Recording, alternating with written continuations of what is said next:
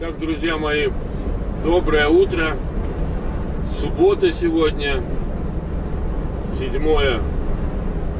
января, Рождество. Еще раз всех уже с наступившим Рождеством, это касается православных.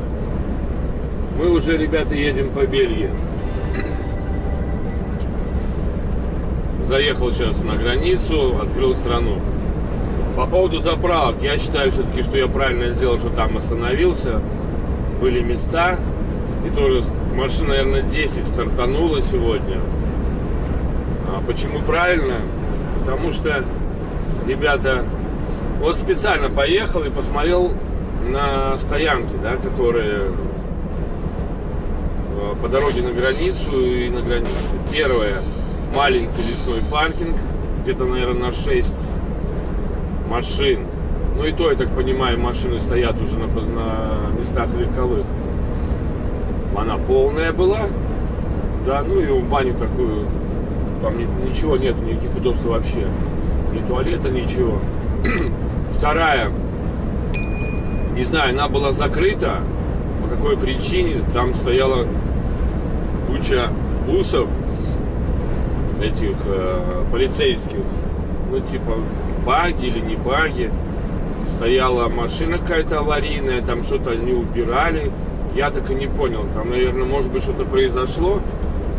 Там скорых помощи не было машин. И вообще машин никаких не было. Стояла какая-то машина, говорю, аварийная. Не пожарная, а просто аварийная машина. Что там ребята убирали. И вот куча вот этих, наверное, штук 6-7 бусов полицейских. Может что-то произошло, не знаю. Это второй паркинг. А следующий паркинг уже был на границе. Заправка. И он в данный момент, а сейчас 7 утра. Я приехал, да, 7 утра. Вот сейчас уже 7 утра. По местному времени. По Риге 8. Мест вообще нету. Не такой уж большой паркинг. Ну, машина может быть на 30. Но я встал, чтобы вести страну. Забежал на заправку, купил кофе.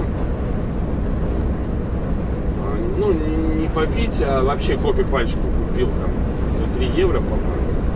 Да, за 3 евро и минус, считайте, за пользование туалетом. Сходил в туалет. Соответственно, конечно же, платный, 80 копеек стоит, евроцентов.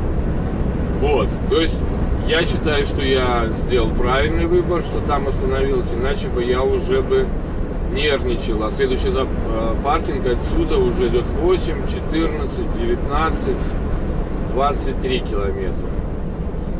Ну, сейчас вот для удовлетворения проеду, посмотрю. То есть вот тот паркинг, который был, самый правильный выбор. Мне повезло, в принципе, что там было, я думал, 2 места, было 3 места. Потому что я в одно заехал, за мной сразу коллега встал. Нет, 2 места было. Потом, через какое-то время, машина там дальше, чуть метров 40 выезжала, и за ним тоже встал коллега сразу. То есть как бы все в порядке. Мне как бы подвезло. Вот. Такая вот ситуевина. Ну, сейчас мы идем в сторону Льежа. Будем его оставлять слева. И пойдем наверх туда чуть-чуть. Ну, не наверх, чуть-чуть, так скажем, к Ла-Маншу, в сторону Ла-Манша. По Декале, Ла-Манш. Вот, это пролив, кто не знает, между Францией и Англией. Так, хорошо, что оказалось, что видео регистраторы снимала вчерашний день. Сейчас тоже снимает. Все в порядке. Все работает. Этот телепасовский, как он там. У нас шелловский был всегда, Shellbox. Работает, надеюсь, по Бельгии будет все нормально. Потому что по Бельгии, в принципе, нужна всегда... Я помню, когда работал в Хестеркампе, всегда просили, чтобы проверил, работает ли Shellbox. Только в Бельгию заезжали. Ну, я думаю, что начальник в курсе, что я в Бельгию должен был еще вчера заехать, по сути. Ну, то есть, с моей стороны все сделано правильно. Хорошо, что я написал, что в Голландию планирую заехать. То не было никаких указаний, я бы пошел бы по Голландии. Мне там более приятнее было бы идти. Потому что еще перед Лежем, я знаю, ремонтные работы ведутся. Как я говорил в прошлом видео. Посмотрим, что там и как. Но только вот она почему-то не пикает, когда мы проходим эти камеры. Ну, я думаю, что все в порядке. Да вообще она не пикала. И по Польше не пикала, нигде не пикала. Она пикала только, когда я проходил телепасы. Телепейджи во Франции. Слышно было пип, писк такой. Ну вот сейчас посмотрим, 4 километра до ближайшего паркинга. Ну здесь в Бельгии в основном паркинги такие, вдоль дороги заезд, паркинг, заезд, паркинг. Насколько я помню. Потому что по Бельгии много покатался, и приходилось стоять и в Антверпене прямо, и перед Гентом на трассе вдоль дороги. Даже уже, по-моему, Генк это был. Прямо в городе стояли. Ну, не я один, не помню, когда мне надо было выезжать, а я хотел девяточку отстоять и выехать. А я не могу выехать. Это был, конечно, пипец полный. Ни я, ни только тут коллеги не могли выехать.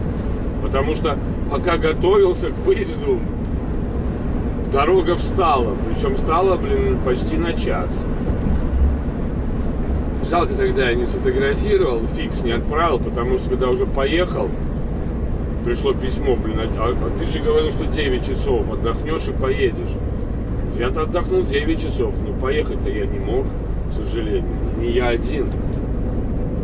И вообще вот я не люблю вот эти вот сообщения, когда пишут, почему стоишь, почему не едешь, почему 5-е, почему 10-е.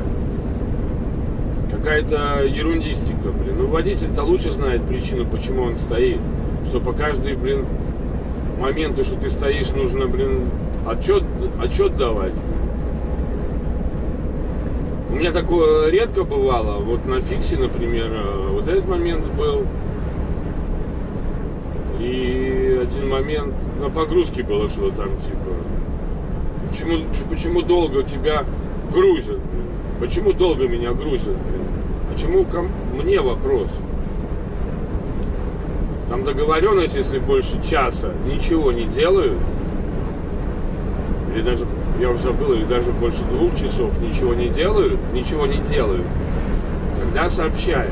Не, больше часа ничего не делают, тогда сообщаешь. Тогда клиент оплачивает это время простое.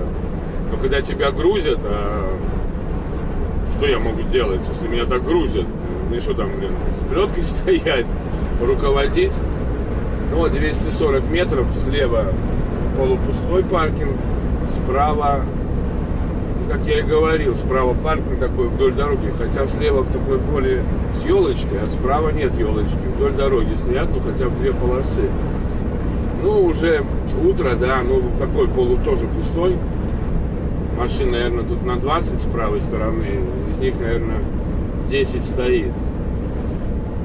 Поэтому все правильно я сделал, что остановился, иначе бы тут начинал бы, нервничать, искать паркинг плейс. То есть 10 час у меня ушел бы на эти поиски, которые я ненавижу. И вообще 10 час, в принципе, если водитель берет 10 час, он должен понимать, что он берет его не для того, чтобы куда-то там гнать еще там минут 50, а для того, чтобы найти паркинг. Но на этой фирме такого нету.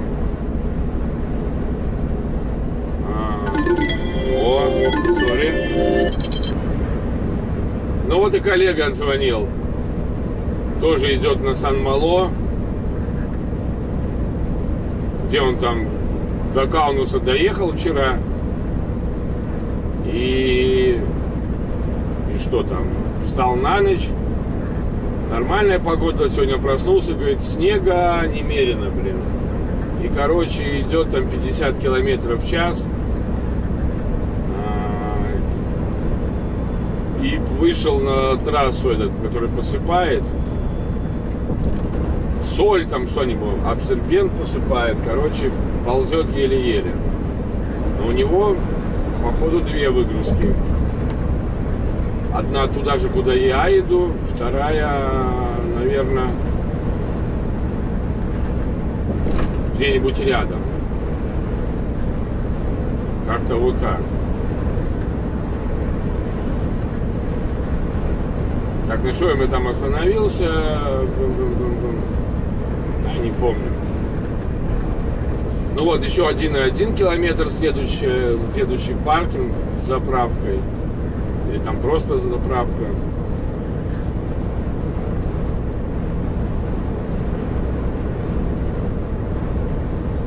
Нет, это не этот съезд. Хотя да, вот там справа надо съезжать. Ну, короче, все ясно, все правильно я сделал. Надо будет это запомнить себе на заметку, что лучше стоять на границе. Ну вот, да, там перед Лежем ремонт дорог. Надеюсь, там уже все починили. Был. Я говорю, это было в ноябре, по-моему. Да, в ноябре это было. Нет, даже в конце октября, кажется, это было. Сейчас не знаю, время уже прошло. Ноябрь, декабрь. 8 ноября, 8 декабря, уже 3 месяца прошло. Надеюсь, там все в порядке.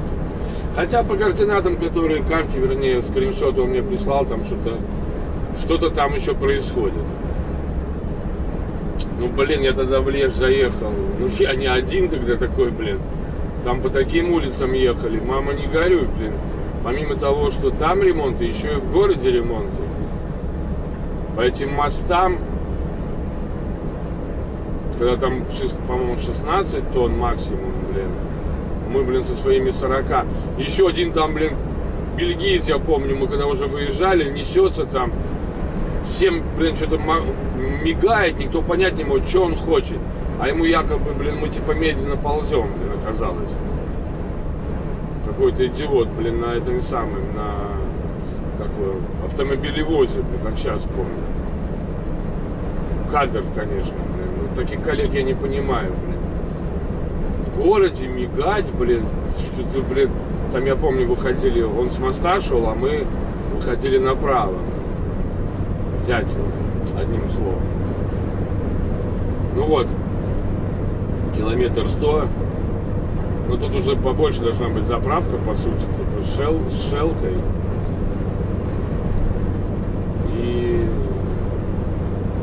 И паркингом. 1 километр. Заправка. Простая, электромобили заправка и елочки, типа паркинга. Ну вот сейчас пристроили, кстати, за машинкой 86 идет. Аналогичная скорость с моей. Так что все нормально. Вот братишка что-то мне не отзвонил, блин, как он там загрузился, пошел с Ропожи. Это ему надо из Риги в Ропожи доехать, загрузиться надо было. Блин, а там дорога такая нехорошая на Ропожи. Ну, я не знаю, может быть, там, конечно, участок почищен. А вот дальше фиг его знает. Вот загрузки. Ну, коллеги, блин, там 17, по-моему, палетов всего лишь. И, наверное, стандартные палеты, что он так, его загрузили как положено. 2 впереди по одному. Ну да, паркинг полный, блин. Да, все ясно. Короче, сам удовлетворен я, ребят. 2 по одному, потом 4 по 2, потом еще 2 по одному. Ну, как положено. У меня же так не получилось. Ну, хотя, может быть, я ошибаюсь. Совсем не от этого меня водил. Ну, хотя и сейчас иногда колбасит. Ладно, там ветер, но фиг его знает. Когда загрузка маленькая, но ну, такое у меня редко бывало, хотя я, может быть, не наблюдал, но буду сейчас наблюдать, сколько нагрузка будет на прицеп.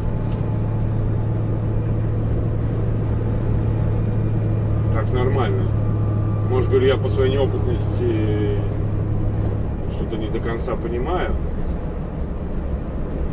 Но сейчас... Ой, спасибо. Ну, ой, блин. Это кто был? Кролик, собачка на дорожке.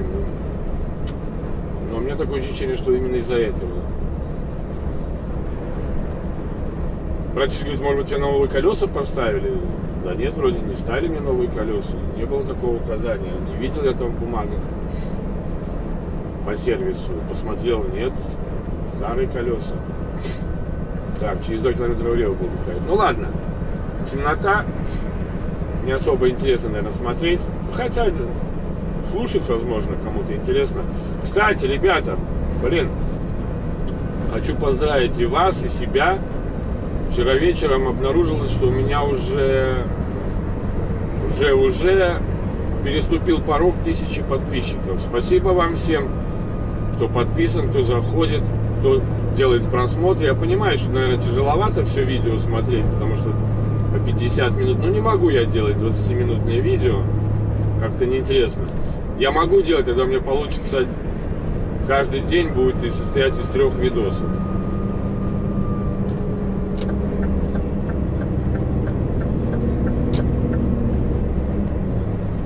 Так, все правильно, все правильно. Я надеюсь, правильно.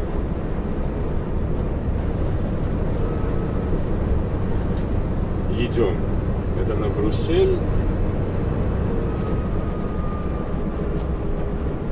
Что-то так поздновато. Чухну. Друг. На Ринг. А это направо на самый Льеж.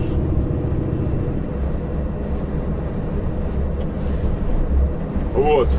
Короче, за то, что подписались на меня. Надеюсь, все нажали на колокольчик, чтобы приходило уведомление о новом видео. Просмотры сейчас поднялись. Уже не 30-40 просмотров. Хотя и там растут.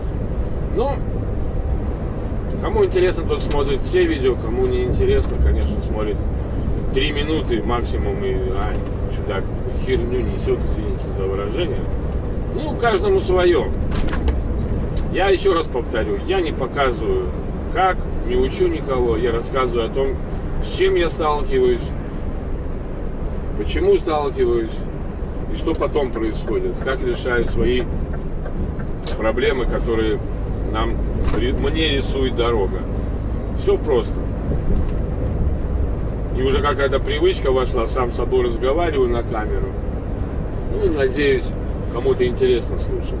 Ну и, конечно, отвечаю на комментарии своих подписчиков, кто пишет комментарии. Вернее, комментирую их и так, и так. Кстати, вот у меня подписчик, парень из Беларуси. Вот. Заметил такую вот фишку у него. Он сейчас пошел учиться на категорию. Вот, кстати, привет, дружище. Привет. Как он сказал, я вас считаю своим дядей. Окей. У меня еще плюс 1 племянник. Так что, племяша, привет тебе. В Беларусь, в Пинск. Не, он сейчас не в Пинске. Он раньше, по-моему, жил в Пинске. Не, правильно, он сейчас в Пинске. Он из... Блин. Сейчас город вспомню. Ой, вертится. Ёпарасете. Знаменитый город, блин. Ладно, потом вспомню, вылетел из головы. Ну вот, я заметил одну вещь, что он сейчас учится на категорию С, но спрашивает меня про одну фирму, про другую, про третью фирму. Да, наверное, это хорошо, но не это главное. Надо определиться с фирмой, которая тебя берет. Конечно, пускай это будет не первая попавшаяся, но такая более-менее фирма, которая тебя берет. То есть вот ты нашел фирму, ты без опыта, ты учишься или там закончил учиться. Но лучше, когда ты учишься. Нашел какую-то фирму, связался с ней сразу, позвонил, узнал, берут ли они без опыта. Если они не берут без опыта, значит, отложил в сторону. Если берут без опыта, значит, тогда можно уже интересоваться отзывами. Потом следующую нашел. И вот так складывается там 3-5, больше, наверное, не нужно компаний, на которых берут без опыта. Находишь, выделяешь там из этих 5, там, скажем, 3, которые тебе подходят по отзывам, да, по всем этим, по всем параметрам, что тебе подходят. И недалеко от дома добираться, ну, все нюансы. Вот. И после этого ты начинаешь готовиться именно к этим фирмам. Узнаешь требования, что нужно от тебя. Потому что, возможно, нужна там виза какая-то, D или какая-то, еще что-нибудь такое, да. И все. И говоришь ему, такого-то числа я заканчиваю курсы, получаю там чип, ну все это получаю, все дела. И готов выехать к вам. И ты готовишься к этому. И уже не надо там прыгать потом на другие фирмы. Будет потом время, возможность, когда уже начнешь работать, чтобы выбирать фирмы. Я вот так считаю, такое мое мнение. Я делал так. Я когда, повторюсь, может быть, я уже говорил об этом видео, я не планировал уходить в дальнобой. Я планировал сдать на категорию D автобусов и продолжить работу в Рига Сатекс уже на автобусах, снимая маршруты.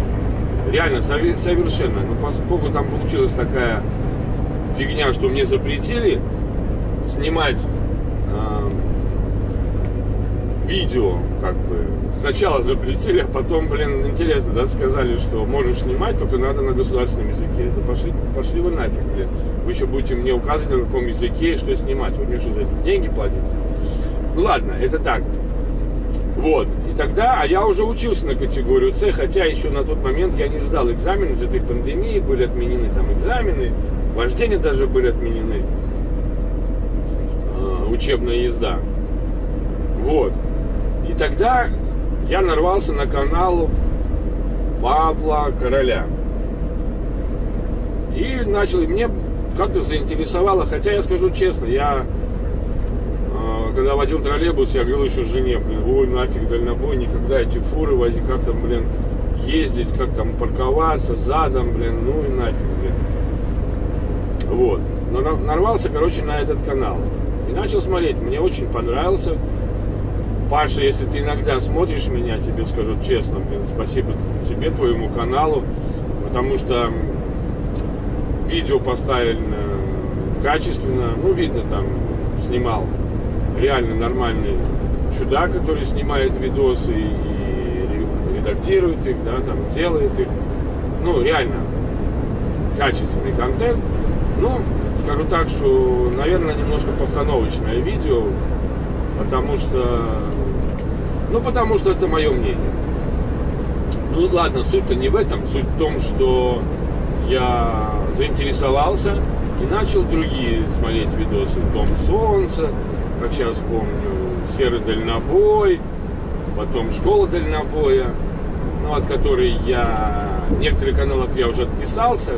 Ну, там было много каналов, некоторых я отписался из-за того, что много политики в каналах. Но сам факт, что вот эти каналами, Лот 98, по-моему, 97, да, очень хороший канал был. Сейчас он что-то там затих, но очень много там поучительного именно к режиму труда и отдыха. Вот, и тогда я решил уже и учиться категорию С, и буду учиться на ЦЕ.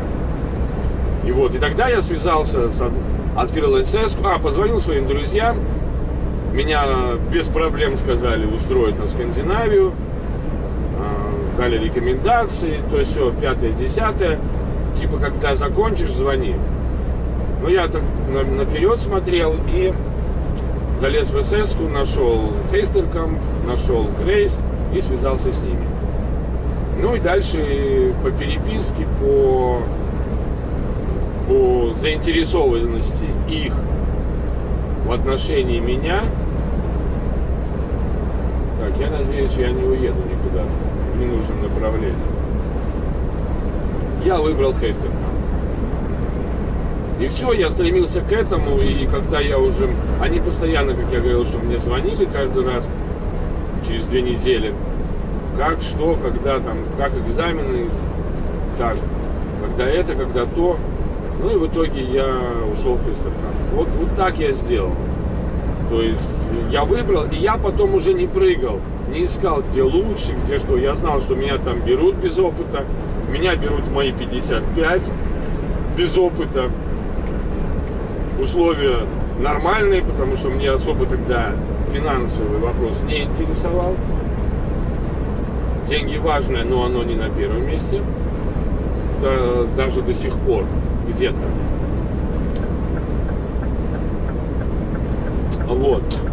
Вот так я сделал. И спокойно доучился, знаю, что меня туда возьмут. Получил права, получил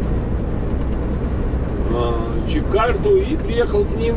Да, все окей. Написал заявление в Рига Сатексона, уволился и перешел в Христовкан работать. Я просто говорю, не стоит прыгать, не стоит распылять свои силы. Лучше эти силы сберечь на сдачу экзаменов, получения этого самого категории. Вот.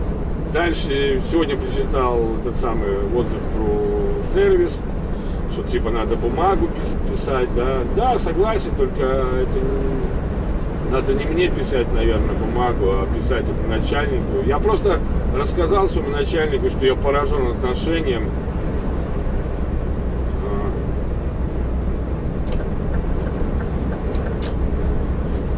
к себе, да, и вообще поражен отношением в сервисе, что это, блин, я, наверное, отвык к таким вариантам, блин, да, когда люди вот так относятся.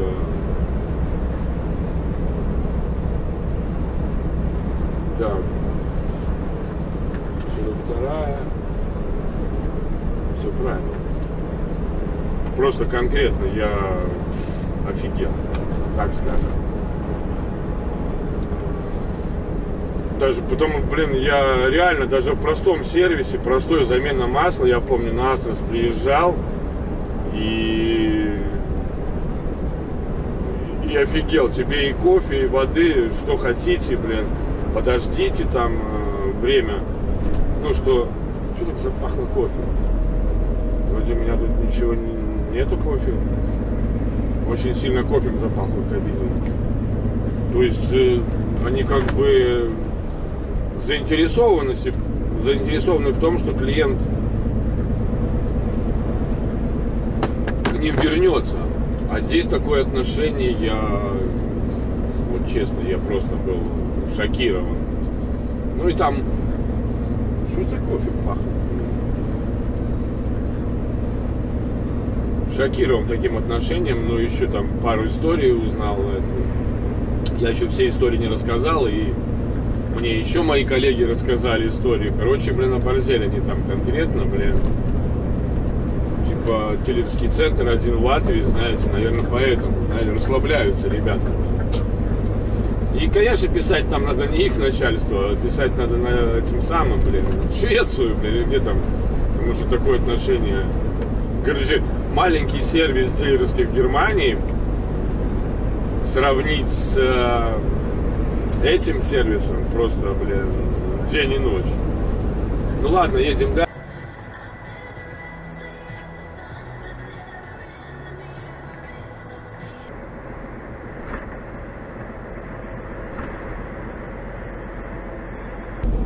Ну что ж, продолжаем движуху по Бельгии. 55 километров до границы французской. Встали на паузочку, сделали как бы короткую паузу. Второй завтрак. Съел пару яичек, как эта принцесса из бременских музыкантов. Творожку со сметанкой, с вареницем. И что еще? И чай попил. Как бы второй завтрак мне нужен. У меня, как я говорил, такая привычка. Первый, когда просыпаюсь, йогурт, каша, кофе. И второй вот такой завтрак. теперь можно смело ехать, пока не почувствую, что нужно подкрепиться. Потому что работа, но обед по расписанию. Как говорится, война войной, обед по расписанию, да? До границы 55. Заедем на границу, ведем Францию и уже погоним по Франции до упора.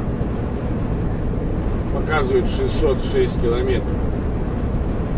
Ну, я думаю, что где-нибудь там или во Франции, или на паузе сделаю эту самую, веду точку уже конкретно этой фирмы, куда мы едем. Тогда уже буду точно знать. И посмотрю заодно, как я обычно делаю, по Google, что-то вообще там такое, какие там заезды, куда, что и как. А как братишки пока вестей нету, как он там, что с ним.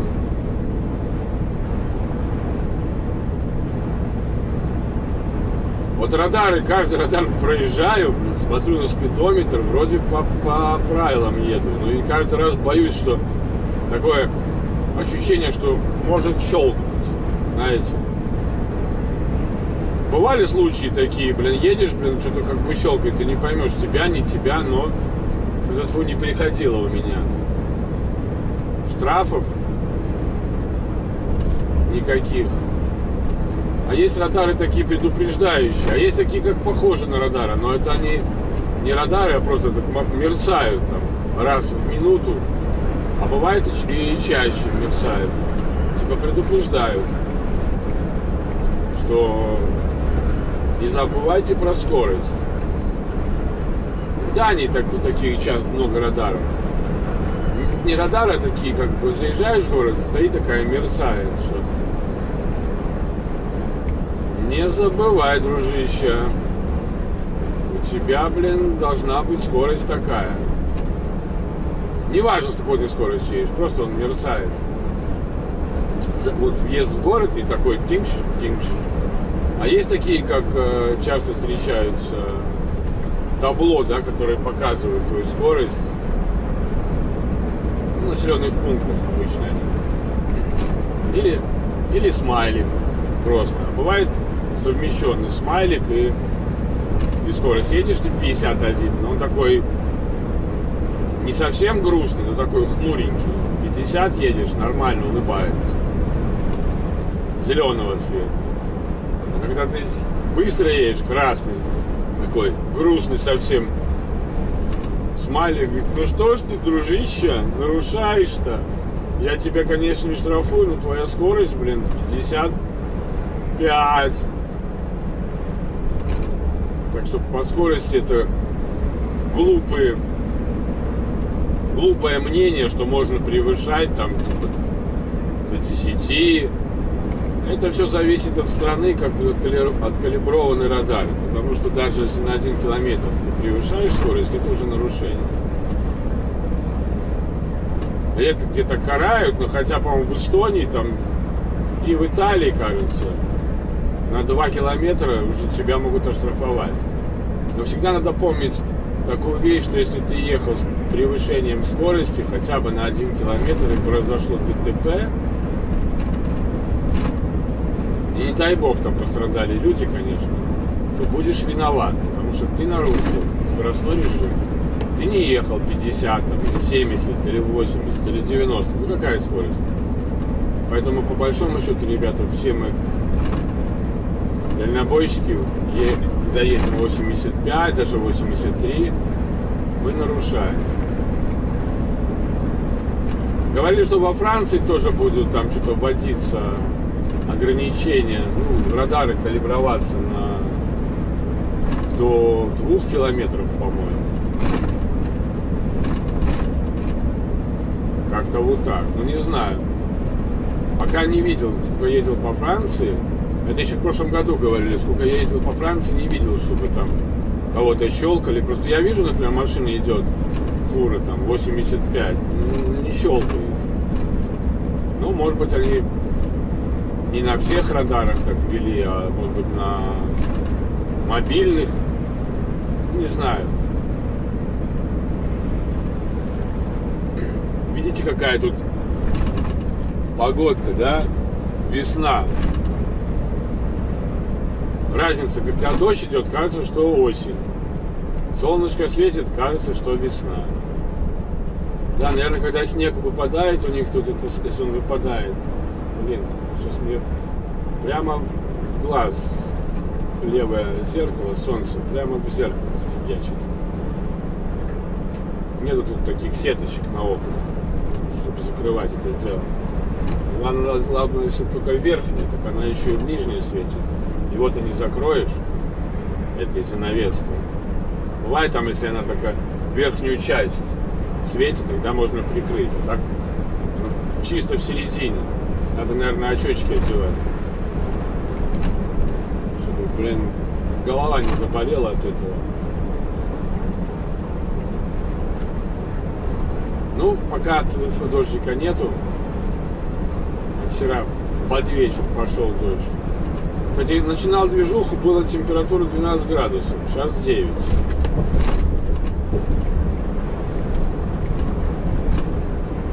С прицепом все в порядке, даже на том паркинге. Никто ничего. С топливом в порядке. Все.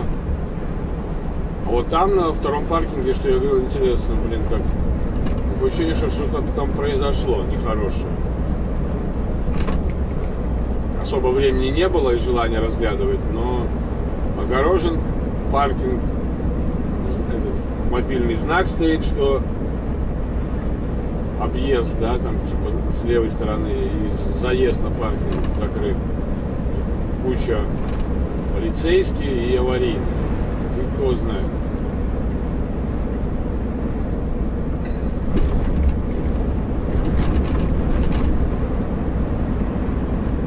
Так что, ну, по Бельгии мы уже на паркинге не будем заезжать там, потому что 45 километров до границы. А так, по Бельгии тоже интересно ехать, стоит наблюдать. Всякие разные городки. Это не Германия, где едешь. Пробка. Нету пробки. Пробка, нету пробки. И она, конечно, такая маленькая. Ну, с этой стороны маленькая. Где я поднимаюсь, сколько там. Иду наверх. На Францию. Надо во Франции заскочить мне йогурта купить. Я обычно во Франции покупаю упаковку йогурта 12 штук, 24 штуки. Такие небольшие, как раз для завтрака. Можно, я покупаю, бывает и вкусные йогурты, а бывает такие, как сыворотка. И тогда это будет мой полноценный первый завтрак. Йогурт, каша, кофе или кофе. Кафе я латышский, на латышском языке.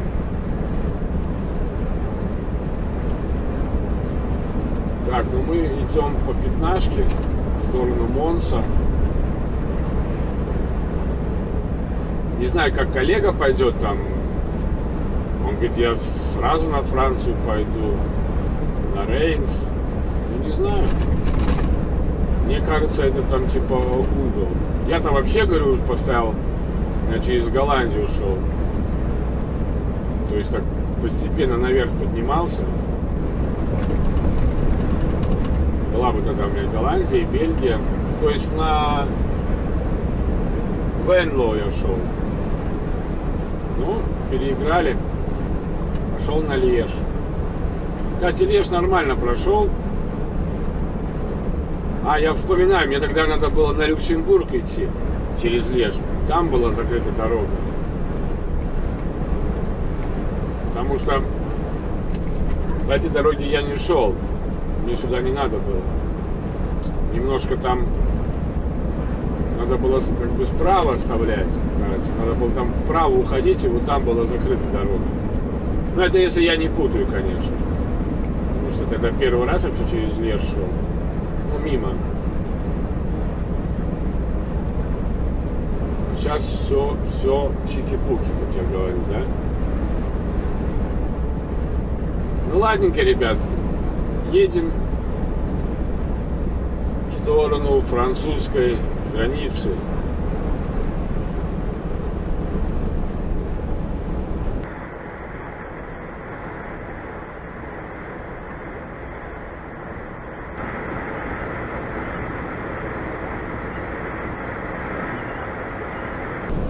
Что сказать по погоде? Вроде, блин, чувствуется, что более жаркая сторона впереди. 10 градусов поднялась на 1 градусик.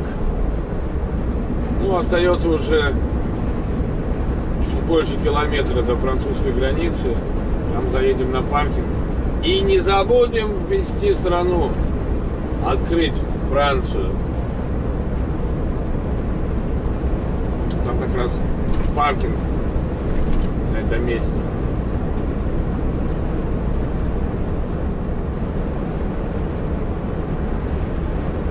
Мы на него и пойдем.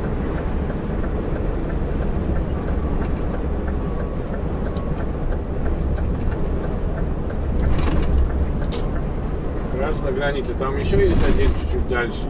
Я вижу, но мы будем здесь водить. И погоним талок.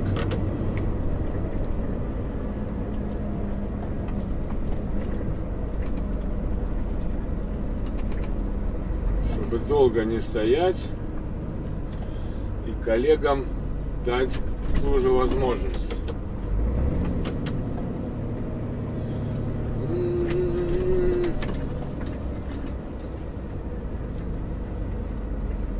Сделать то же самое. Вот это французская граница, паркинг. Точка, страна начала.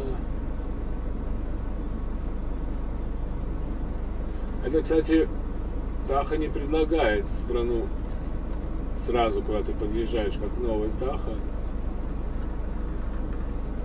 Оно как бы по GPS, наверное,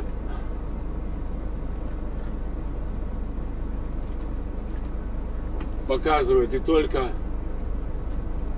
заехал, только вводишь страну, он тебе сразу показывает, предлагает, вернее, ту страну, в которую ты въехал. Как бы по GPS-нику похоже.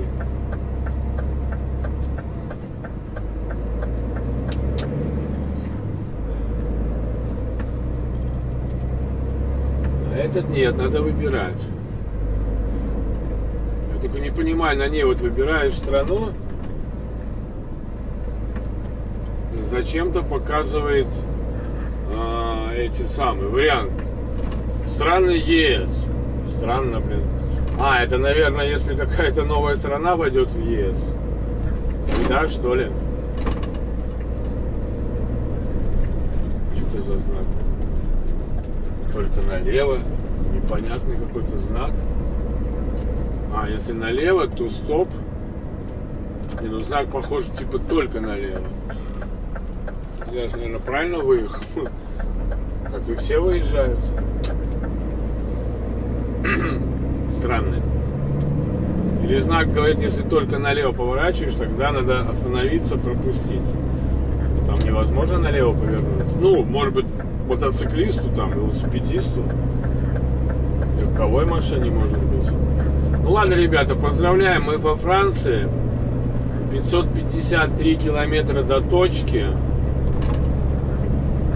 Что еще сказать? Вождение 7 часов я могу ехать. Ну, не до точки, а до городка Сент-Мало. А до точки я потом скажу, сколько будет, когда уже на паузе введу. Да, на паузе надо мне превьюшку сделать, запустить видео сегодняшнее. Оно уже на YouTube есть. Надо его просто открыть доступ, оформить и открыть доступ. Это будет уже на следующей паузе.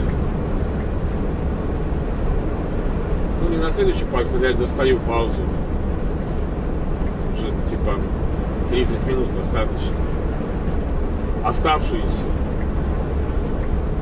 Что мне нужно скоро уже паузу будет делать. Где-то через часик. Ну, вот такой погодой нас встречает Франция. Тишина, ветра нету. Дороги, конечно, не французские, быстрее латвийские. Немножко раздолбанные. Ладно, вперед. В сторону города Парижу пока едем.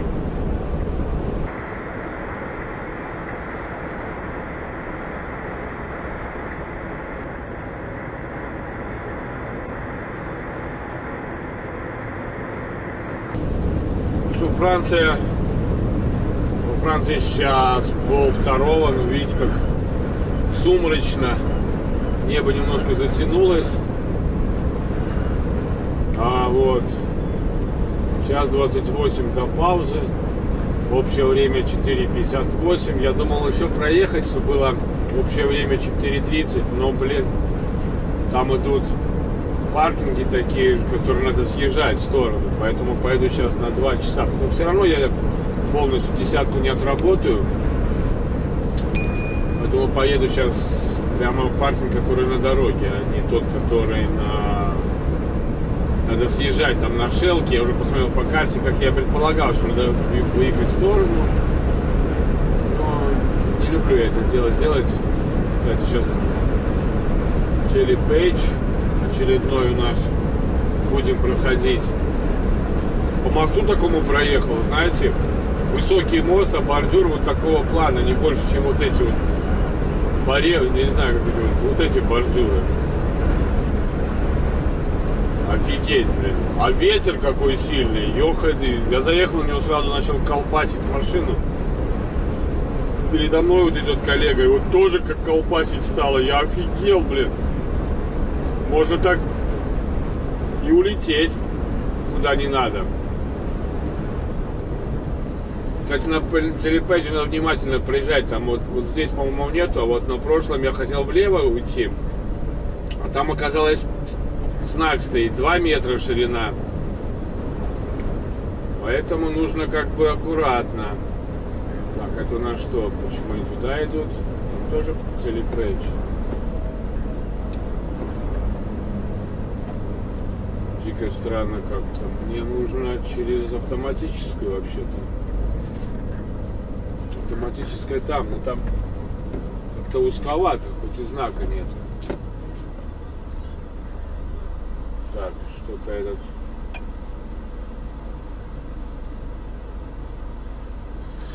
Надо, наверное, было...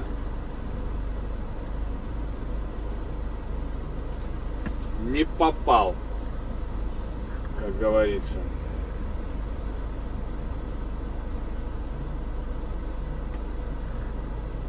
Поедем обратно. Поедем в этот.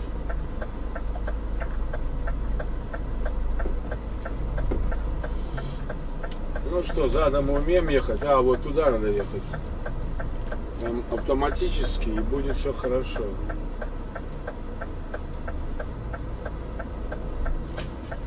Да, этот... Что-то у него не то. Чудак обратно едет тоже.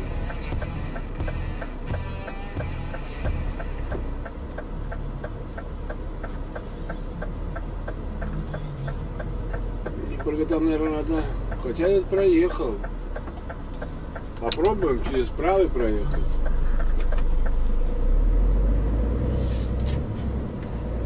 Может, надо через автоматический. Блин, ну сейчас этот еще будет.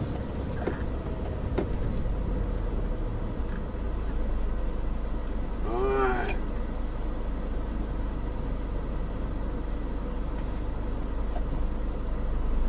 Фиг его знает. Ну, поеду до задом.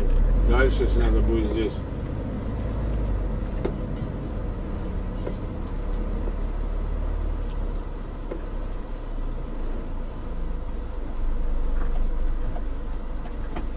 Меня пропустил, нормалек. Потому что я видел, что фуры пошли 2. А этот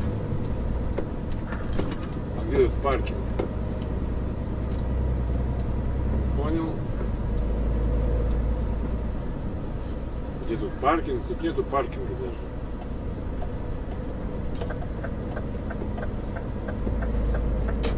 Там внизу, что ли? Да нет, я не вижу там паркинга. А, ну вот, да, вниз. Съехать. Айре де Ис, это значит паркинг. Ну, стоят колени.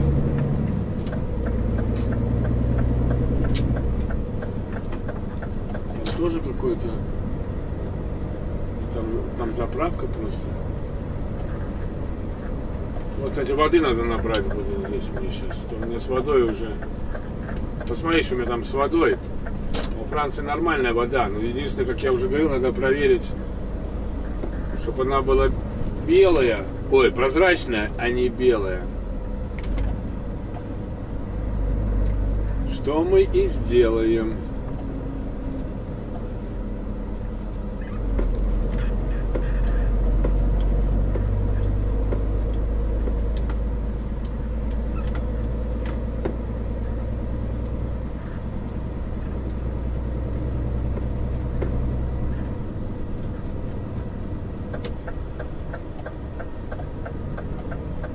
Туалет тоже есть, да. Там воду и наберем.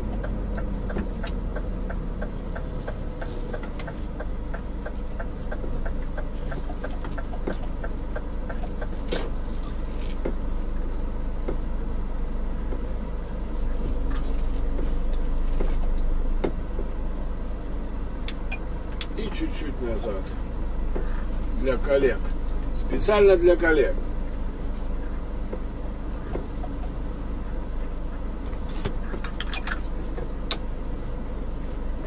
Все, паузочка, пойдем воду набирать. 30 минут постоим и поедем.